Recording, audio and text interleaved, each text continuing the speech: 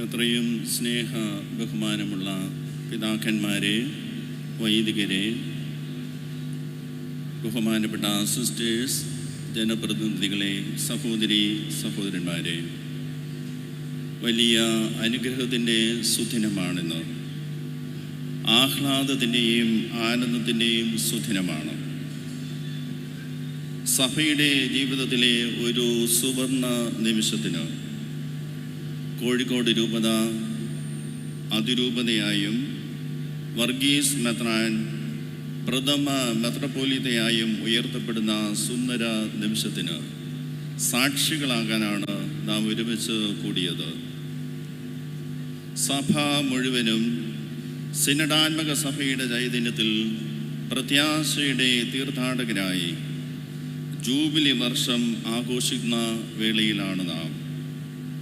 പുതിയ അതിരൂപതയെയും പുതിയ മെത്രാപ്പൊലീത്തയെയും പരിശുദ്ധാത്മാവ് ആഴമായ കൂട്ടായ്മയിലേക്കും വിപുലമായ പങ്കാളിത്തത്തിലേക്കും കൂടുതൽ തീക്ഷ്ണമായ പ്രേക്ഷിതത്തിലേക്കും നയിക്കട്ടെ എന്നാണ് എൻ്റെ പ്രാർത്ഥനയും ആശംസയും.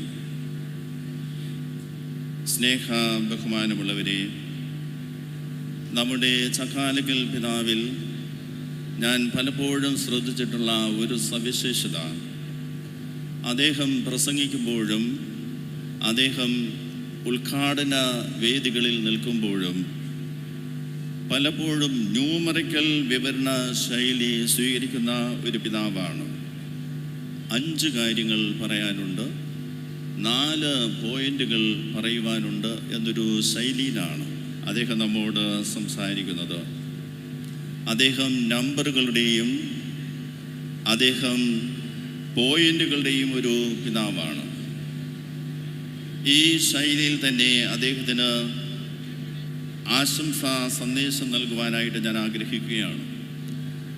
നമ്മുടെ രൂപതയ്ക്കും ബിഷപ്പിനും ഇന്ന് കൂടുതലായി ലഭിച്ചിരിക്കുന്നത് ആർച്ച് എന്ന വാക്കാണ്. ഡയസിസ് ആർച്ച് ഡയസിസായി, ബിഷപ്പ് ആർച്ച് ബിഷപ്പായി. സിനഡാത്മകതയുടെയും പ്രത്യാശയുടെ തീർത്ഥാടകരുടെയും പശ്ചാത്തലത്തിൽ 4 ലെറ്റേഴ്സുള്ള ഈ ആർച്ച് എന്ന വാക്കിൽ നിന്ന് പുതിയ മെത്രാപ്പൊലീത്തയ്ക്കും രൂപതയ്ക്കും ഞാൻ ഒരു സന്ദേശം നൽകുവാൻ ആഗ്രഹിക്കുകയാണ്. ആർച്ച് നല്ലൊരു പ്രതിരൂപമാണ്, ഇമേജാണ്. ഭൂസ്വർഗങ്ങളെ ബന്ധിപ്പിക്കുന്ന ഉറപ്പുള്ളതും പരിശുദ്ധവുമായ ഒരു ഘടന. കർത്താവ് തൻ്റെ സഭയെ പണിതുയർത്തുന്നതിൻ്റെ പ്രതീകമാണ്.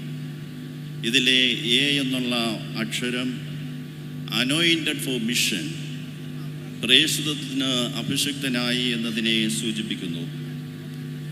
ആർ എന്നുള്ള അക്ഷരം റൂട്ടഡ് ഇൻ ക്രൈസ്റ്റ്, ക്രിസ്തുവിൽ വേരൂന്നി വളരുന്നതിനെ സൂചിപ്പിക്കുന്നു. സി എന്നുള്ള അക്ഷരം കമ്പാനിയൻ ഓൺ ദ ജേർണി, യാത്രയിലെ സഹയാത്രികൻ എന്നതിനെ സൂചിപ്പിക്കുന്നു. എച്ച് എന്നുള്ള 4ാമത്തെ അക്ഷരം ഹെറാൾഡ് ഓഫ് ഹോപ്പ്, പ്രത്യാശയുടെ പ്രഘോഷകൻ എന്നതിനെ സൂചിപ്പിക്കുന്നു. അനോയിൻറ്റഡ് ഫോർ മിഷൻ, കർത്താവിൻ്റെ ആത്മാവ് എൻ്റെ മേലുണ്ട്, ദരിദ്രരെ സുവിശേഷം അറിയിക്കാൻ അവിടെ നിന്നെ അഭിഷേകം ചെയ്തിരിക്കുന്നു. ലൂക്കായുടെ സുവിശേഷം 4-ാം അധ്യായം 18-ാം വാക്യം.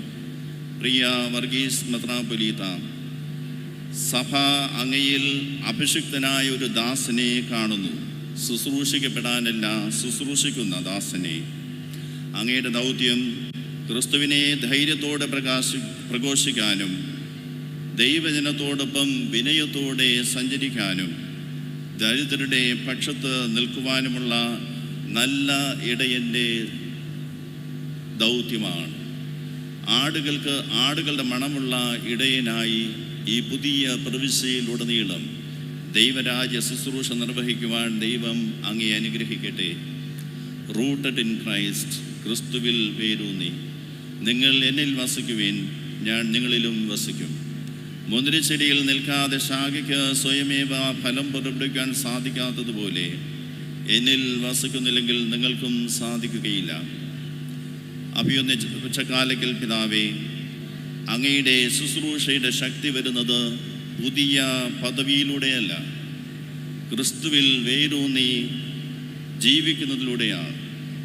ഇന്നത്തെ ശബ്ദമുഖരിതമായ ചുറ്റുപാടുകളിൽ അങ്ങയുടെ ക്രിസ്തു കേന്ദ്രീകൃതമായ പ്രാർത്ഥനാ നിർഭരമായ നേതൃത്വം സഭയ്ക്കുള്ള ഒരു സ്നേഹ സമ്മാനമാണ്.